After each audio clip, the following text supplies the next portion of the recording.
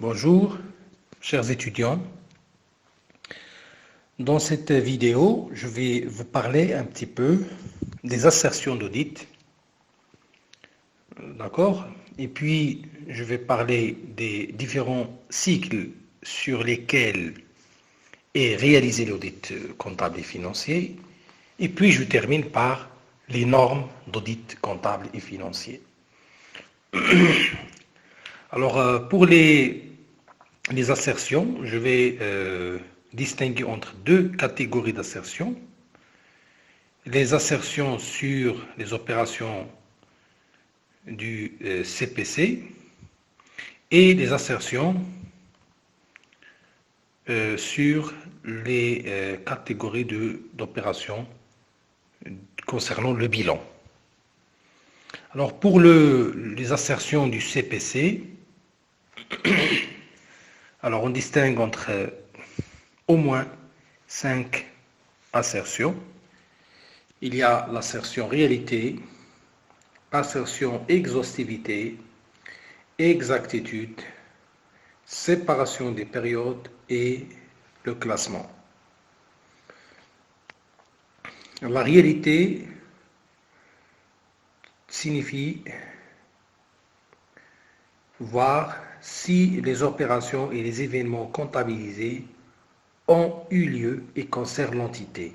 Exhaustivité, toutes les opérations et tous les événements qui devraient ou bien qui devaient être comptabilisés l'ont été.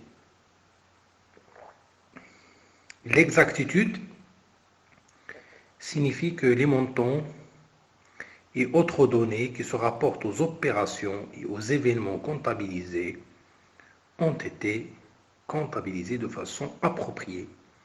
Séparation des périodes signifie que les opérations et les événements ont été comptabilisés dans la bonne période.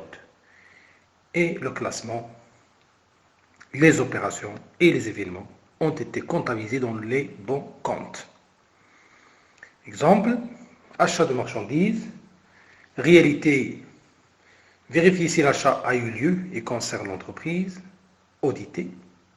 Exhaustivité, toutes les factures d'achat sont comptabilisées. Exactitude, les factures sont comptabilisées avec leur montant approprié concernant par exemple hors taxe, la TVA et le montant TTC. Séparation des périodes, voir si les achats de l'année N sont comptabilisés dans l'année N et non pas dans l'année N plus 1. Le classement, voir si l'achat a été comptabilisé comme charge dans son bon compte.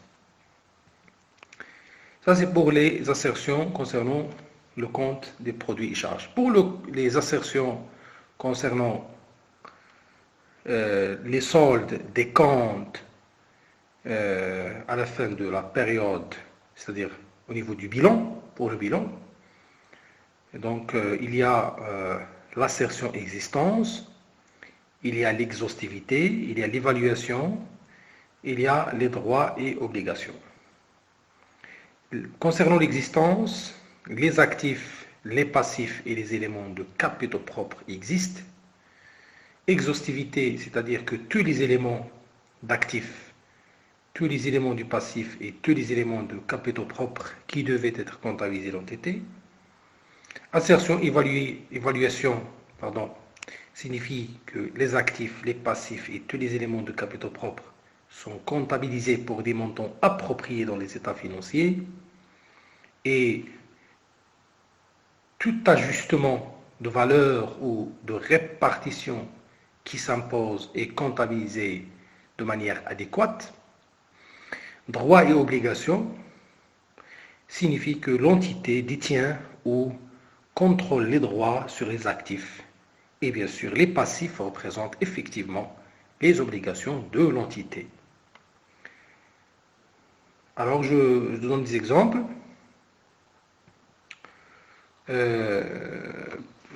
Dans les constructions, dans les comptes construction, dans le compte construction se trouve comptabilisé un montant de 2 millions de dirhams avec le coût historique. Alors ce montant-là doit être justifié par un acte de propriété. Donc vérifier s'il y a un titre de propriété qui justifie ce montant de 2 millions de dirhams. Un autre exemple pour les comptes clients, hein, qui est un compte de l'actif circulant. Donc l'existence, voir si les créances clients existent et appartiennent à l'entreprise. Donc on va voir ça à travers des techniques qu'on va utiliser pour vérifier ça. Il y a aussi l'exhaustivité, c'est-à-dire voir si toutes les créances clients sont comptabilisées. L'assertion évaluation, voir si le solde du compte client est bien évalué, c'est-à-dire si on a inscrit la valeur nette, déduction faite des provisions, c'est-à-dire valeur d'inventaire.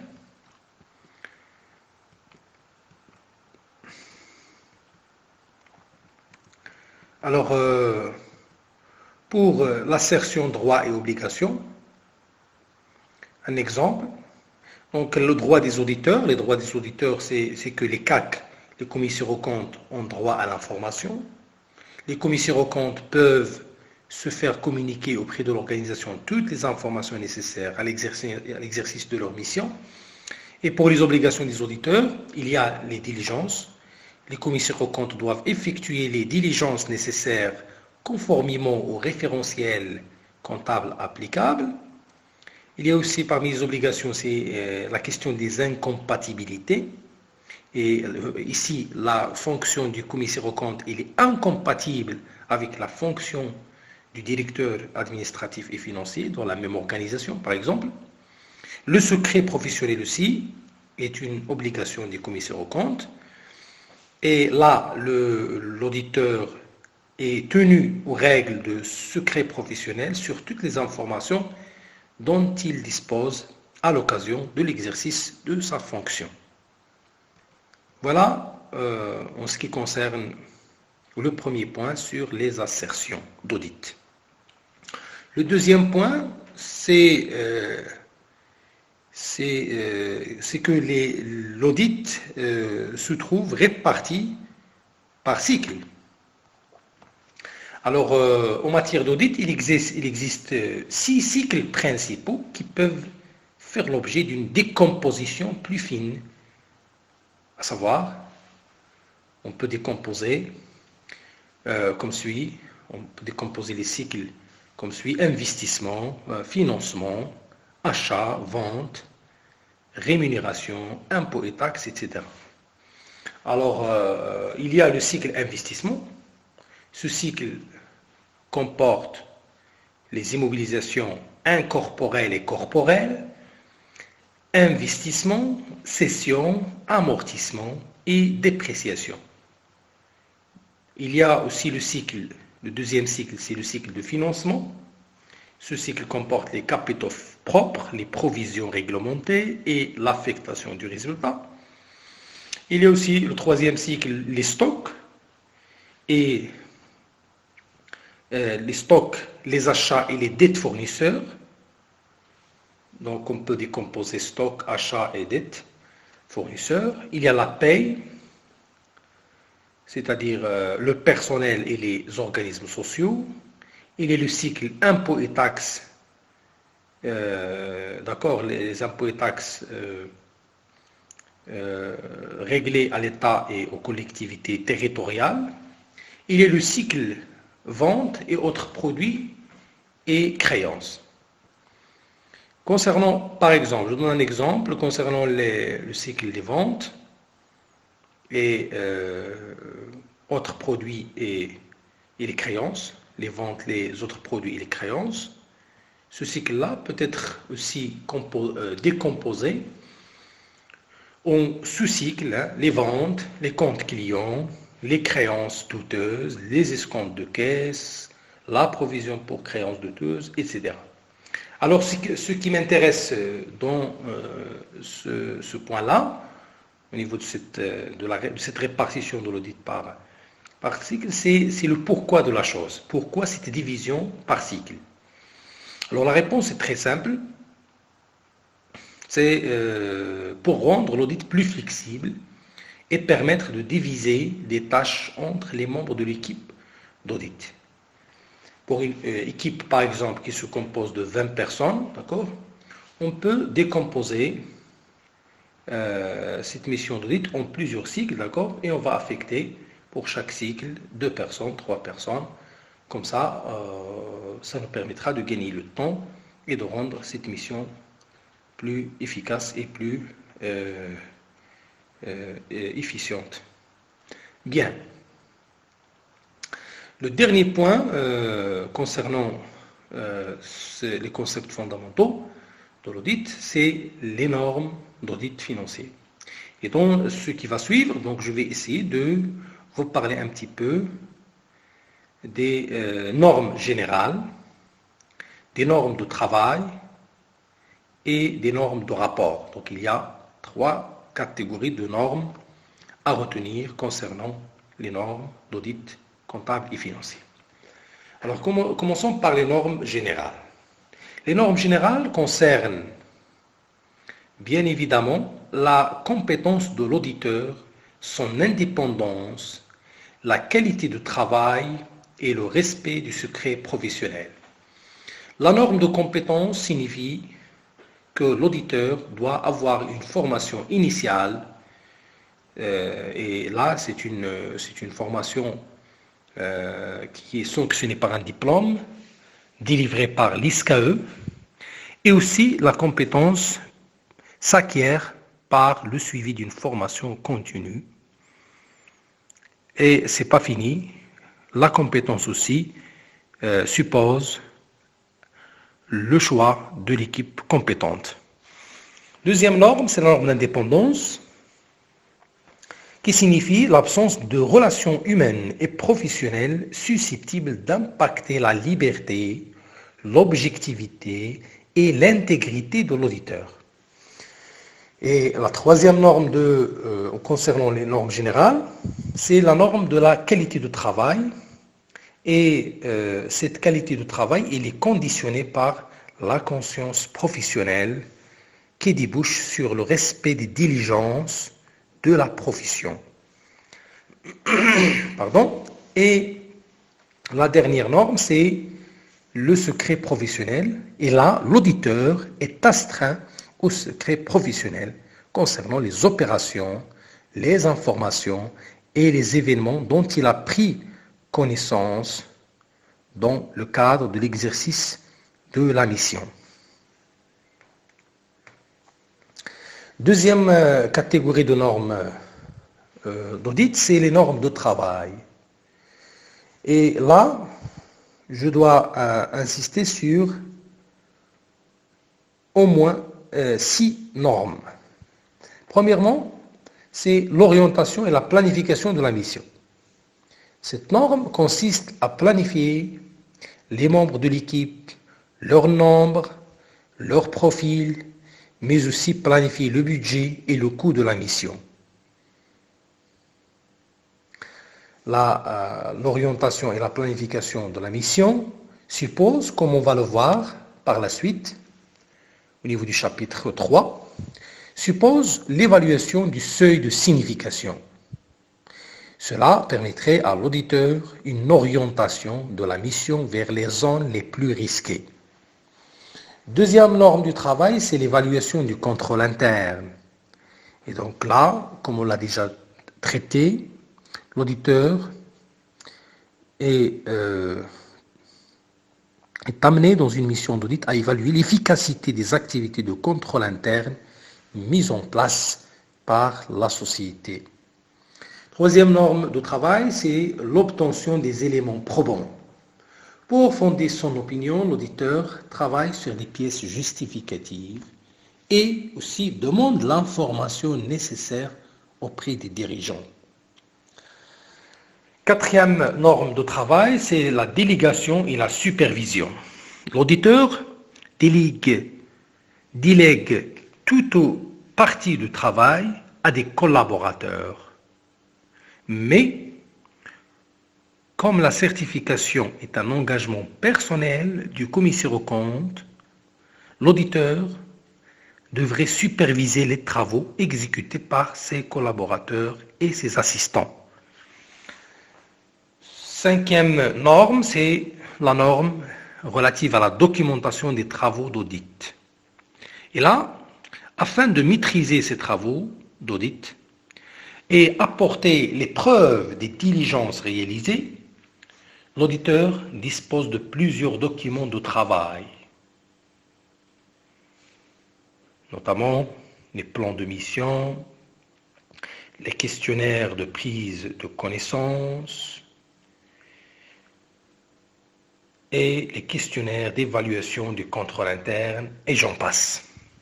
Et dernière norme de travail, c'est l'utilisation des travaux de contrôle effectués par d'autres personnes. Et donc ici, l'auditeur doit utiliser des travaux réalisés par d'autres personnes, tels que, par exemple, les rapports des auditeurs internes, les rapports des commissaires aux comptes qui ont visité la société, ou encore les travaux de l'expert comptable. Bien. Pour les normes du rapport, le rapport de l'auditeur sur les états financiers doit exprimer, comme vous le savez bien, une opinion selon laquelle les états financiers ont été établis dans tous leurs aspects significatifs conformément à un référentiel comptable applicable. Pour fonder son opinion sur les états financiers, l'auditeur évalue si, sur la base des éléments probants recueillis, il existe une assurance raisonnable que les états financiers ne comportent pas d'anomalies significatives. Alors, cette évaluation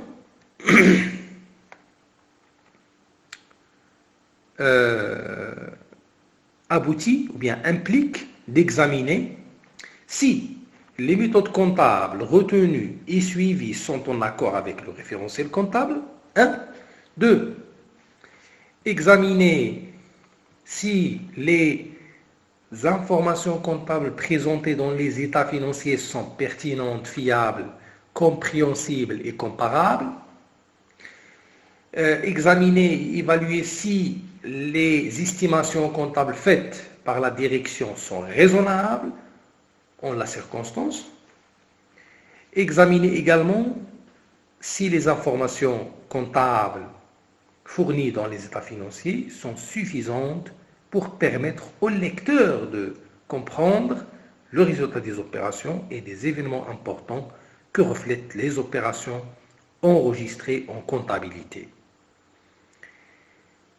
Et examiner également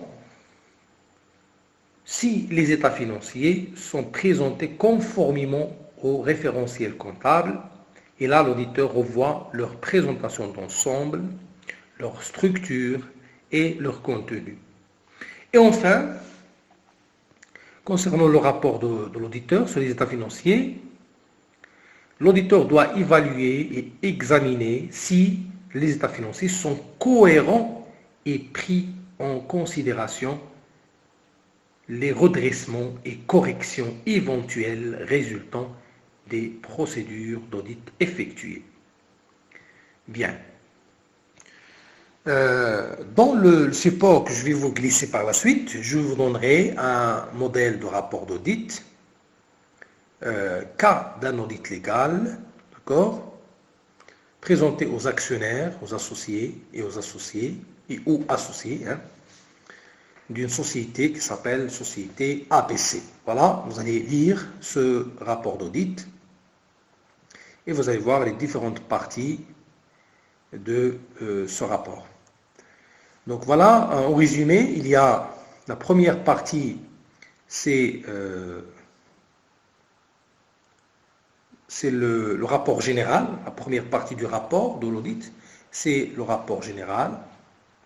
La deuxième partie de ce rapport parle de la responsabilité de la direction. La troisième partie parle de la responsabilité de l'auditeur. Et la quatrième et la dernière partie traite de l'opinion sur les états financiers.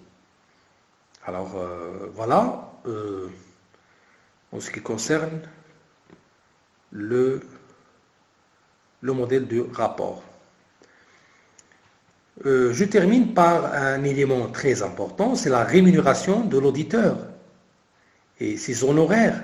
Alors, les honoraires d'émission d'audit légal et contractuels aussi sont fixés par l'ordre des experts comptables depuis le 1er janvier 2020 à partir de 500 dirhams hors taxe l'heure.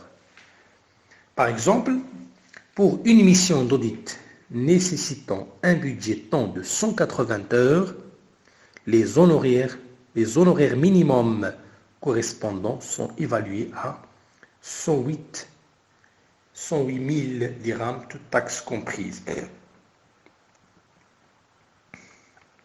Aussi, dans le support, vous allez voir en détail ce mode de fixation du temps, du budget temps, par mission d'audit. D'accord? Vous allez voir qu'il y a un barème, d'accord, pour la fixation avec un minimum, d'accord, de 500 dirhams hors taxe par heure de travail. Voilà en ce qui concerne les concepts fondamentaux, un bref aperçu sur les concepts fondamentaux. Dans le chapitre suivant, dans le chapitre 3, nous allons attaquer la démarche d'une mission d'audit comptable. Sur ce, je vous souhaite bonne journée et à très bientôt.